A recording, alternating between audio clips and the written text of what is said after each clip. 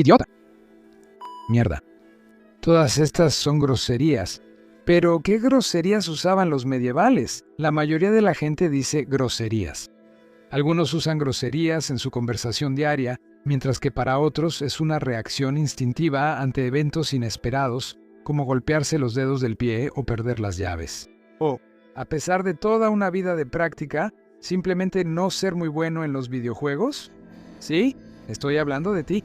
Pero no te preocupes, querido espectador. En realidad, esto es una señal de que eres muy inteligente. Estudios realizados por psicólogos del Marist College en Nueva York han concluido que quienes dicen groserías en realidad son más inteligentes que quienes no lo hacen. Bueno, carajo. Sin embargo, ¿sabías que la gente en la Edad Media solía decir groserías de manera muy diferente a ti o a mí?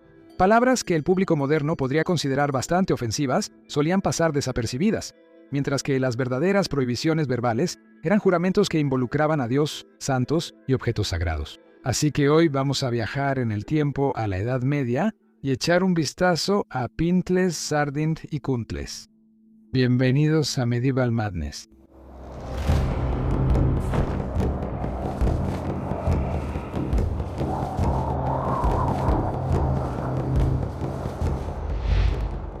Ahora, porque no quiero ser responsable de que este canal se desmonetice, esta versión del video está censurada. Y si quieren ver una versión sin censura, la hemos subido a la membresía de YouTube y a Patreon, pero esperamos que incluso, con esta versión censurada, podamos transmitir el mensaje. Santo cielo. La Edad Media fue una época en la que la religión estaba arraigada en la vida cotidiana. La iglesia, sus enseñanzas y sus reglas estaban en todas partes. Y como la sociedad medieval tomaba lo sagrado muy en serio, eran muy cuidadosos con el lenguaje que usaban. Jurar por los huesos de Dios o por los clavos de la cruz era acercarse peligrosamente a la blasfemia, un delito que podía provocar indignación, castigo legal o la ira eclesiástica. Estas no eran solo expresiones coloridas, se veían como ataques al orden divino mismo. Los juramentos en vano servían prácticamente para el mismo propósito en la Edad Media que las groserías pintorescas que soltamos hoy en día. Un sastre del siglo XIV que se pinchaba con su propia aguja habría gritado algo como «por los huesos de Dios» o quizás sus clavos, sangre u ojos. En realidad es lo mismo. Cualquier maldición que involucrara a Dios estaba prohibida, como «que Dios maldiga», pero también la palabra «drat», que era una combinación de Dios y podredumbre. La idea era que estabas pidiéndole a Dios que realizara un acto de violencia, y siempre existía la posibilidad de que las palabras que usabas pudieran hacerse realidad. Por muy descabellado que esto nos parezca hoy en día, hay que recordar que los medievales eran un grupo sumamente piadoso y supersticioso. Lo que un medieval no habría gritado era «fuck», ya que esa palabra en particular no se introdujo en el vocabulario inglés hasta el siglo XVI. Esto lo juro. Mientras tanto, los insultos vulgares, las referencias corporales y lo que ahora llamaríamos groserías se trataban a menudo con una sorprendente naturalidad. La jerarquía medieval de lo ofensivo estaba invertida. El juramento sagrado era peligroso. El insulto vulgar era simplemente descortés. No olvidemos que las personas en la Edad Media tenían mucha menos privacidad que nosotros hoy en día. Así que las palabras que describían las acciones sexuales o las funciones corporales como defecar y sudar habrían tenido un impacto notablemente menor. Con todos viviendo, trabajando, lavándose, teniendo relaciones sexuales y haciendo sus necesidades a la vista de sus vecinos, su sentido de la vergüenza estaba, digamos, un poco subdesarrollado.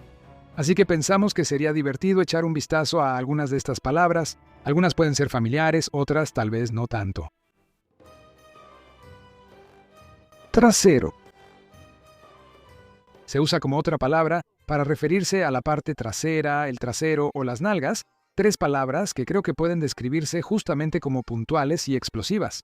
Culo y su equivalente estadounidense ass son palabras que todavía se usan en varias formas hoy en día. Alrededor de 1388, Guillermo Langley, quien se presume escribió el poema Piers Plowman, escribió de manera bastante desdeñosa sobre un clérigo cazador, que obviamente estaba teniendo ideas, por encima de su posición diciendo, cito, con una manada de sabuesos a sus oídos como si fuera un señor. Chaucer también usó la palabra asno con gran efecto arriesgado en sus cuentos de Canterbury del siglo XIV. En la traducción informal de la Biblia Vulgata de John Wycliffe, él cambió la palabra intestinos por cuerdas de trasero. Y un texto médico escrito por John de Treviser define las hemorroides como, cito, 5 venas que se extienden fuera del trasero. Porque la palabra era perfectamente aceptable en la conversación medieval, como hablar del clima, nunca había hostilidad detrás de su uso. Hamburguesa. Este término, principalmente británico, tiene raíces intensamente xenofóbicas. Proviene de la palabra francesa bouger, que viene del latín vulgaris, que significaba búlgaro. Desde el siglo XIV se usaba para describir a un hereje y desde el siglo XVI a un sodomita. El sentido del término hereje proviene en gran parte de que los búlgaros pertenecían a la Iglesia Ortodoxa griega, quienes fueron considerados culpables de herejía por su asociación con los cátaros, un grupo de cristianos gnósticos que fueron perseguidos como herejes y erradicados por la Inquisición medieval hacia 1350. En 1340, el escritor Dan Michel de Northgate condenó a los falsos cristianos que según él eran, cito, el bugger, el hereje y el apóstata, debido a sus creencias. El sentido sexual de la palabra parece provenir de la idea de que cualquier enemigo de la Iglesia o del Estado debe ser un pervertido que participa en hábitos sexuales poco aceptables. Esta es una táctica consagrada por el tiempo en el mundo de la propaganda. La ley medieval inglesa tenía un serio problema con cualquier persona, hombre o mujer, que participara en sexo anal, lo que llegó a conocerse como, entre comillas, el pecado de la sodomía. Esto ha dado lugar a muchas frases modernas como que te den, lárgate, que son bastante autoexplicativas, no hay ni madres, que significa nada, y echar a perder, que significa arruinar seriamente algo. Turd. Registrada por primera vez en la época anglosajona, tan temprano como en el siglo V, la palabra turd está relacionada con la palabra torts, que significa torcido o retorcido. El texto médico anglosajón Leech Book de Bald, escrito alrededor de mediados del siglo X, menciona swine's toad, excremento de cerdo, y hay muchos otros ejemplos de estiércol o excremento de varios animales en otros escritos medievales. La primera expansión figurativa de la palabra aparece en frases como «no me importa una mierda», encontrada en el poema del siglo XII al XIII, El búho y el ruiseñor. Después de pasar de moda entre finales del siglo XVIII y principios del siglo XX, turd ahora se usa regularmente para describir a una persona incompetente o despreciable, pero probablemente se considera menos fuerte que la palabra shit.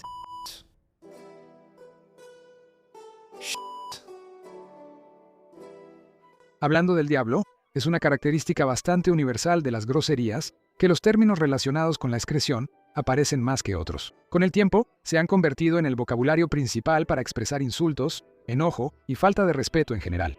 En la Edad Media, la palabra mierda no era un tabú, y tampoco lo era la palabra mierda.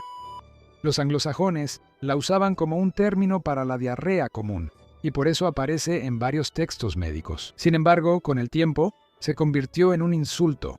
Chaucer lo usó para condenar al clero corrupto, y hay una referencia a una mierda, una arpía del trasero en La matanza de los inocentes, una de las obras de misterio de Chester, escrita alrededor del cambio al siglo XV. La palabra mierda ha viajado a través de los siglos y ha sido adaptada muchas veces para darnos algunas frases fantásticas hoy en día, como shithouse, shitkicker, shitfaced, dipshit y por supuesto, shit for brains.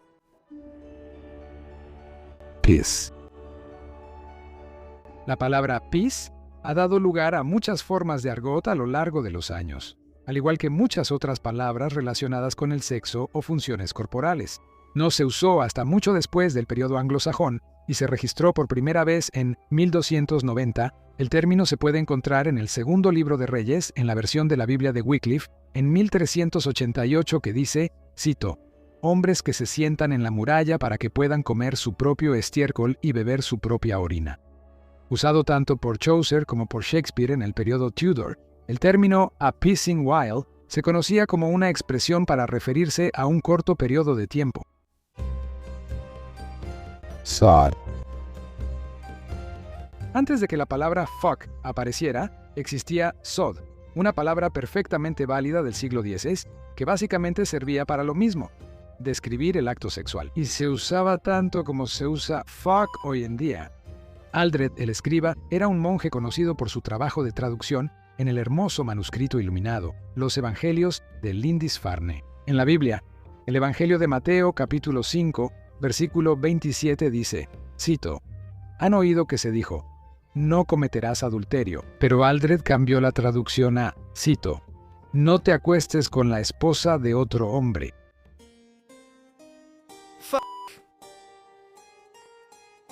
No podríamos tener una lista de palabras traviesas sin incluir el término más conocido para el acto sexual usado durante varios siglos. Contrario a la creencia popular, la palabra fuck en realidad no es una palabra anglosajona. No apareció en los registros hasta 1503, lo cual, por supuesto, es justo al final de la Edad Media.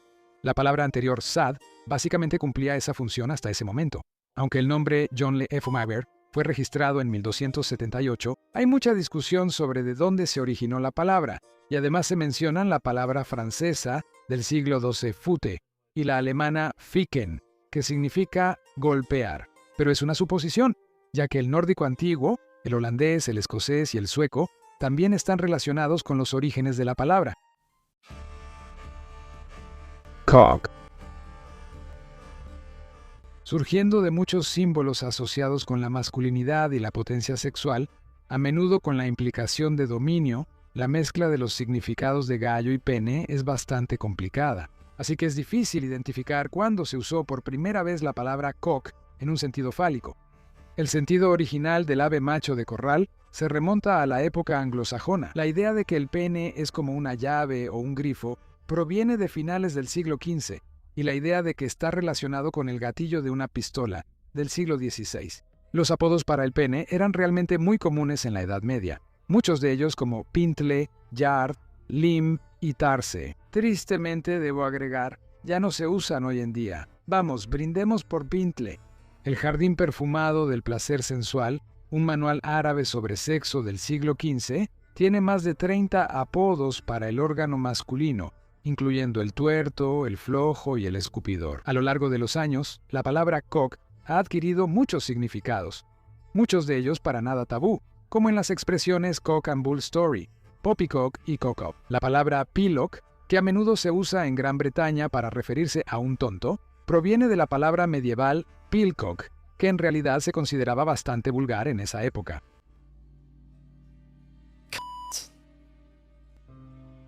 A diferencia de cock, la palabra seca con pez siempre ha tenido un origen anatómico, ya que se usa abiertamente para describir la vagina de una mujer.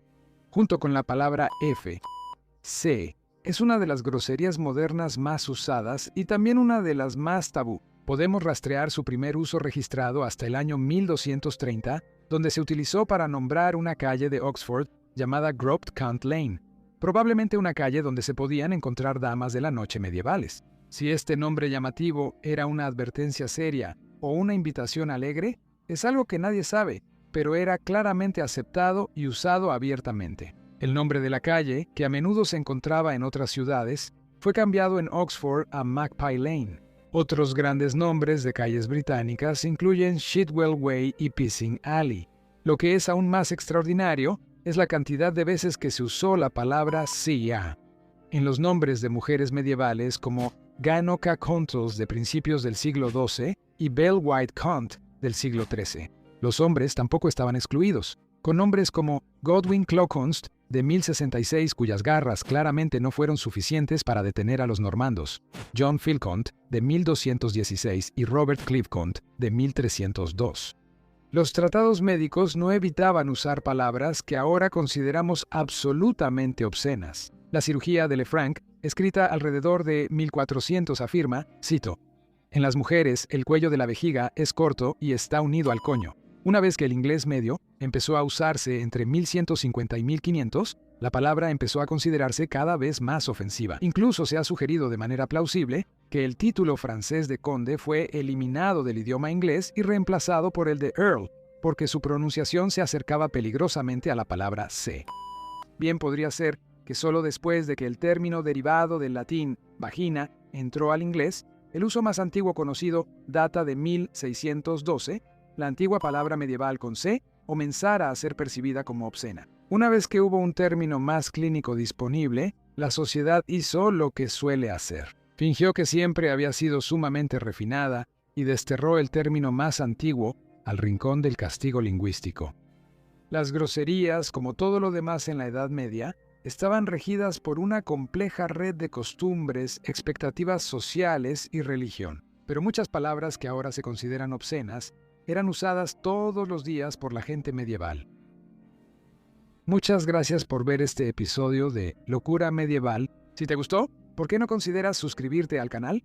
Publicamos un nuevo video cada viernes sobre todo lo relacionado con la época medieval. Y ya que estás aquí, dime en los comentarios de abajo cuál es tu grosería medieval favorita. Para quienes quieran contenido extra y ayudarnos directamente, tenemos un Patreon y una membresía de YouTube donde, por solo 3 libras al mes, obtienes un montón de videos adicionales. Y para quienes quieran apoyarnos aún más, tenemos un nivel extra por 9 libras al mes, donde puedes ver tu nombre al final de cada video, como estas personas maravillosas aquí.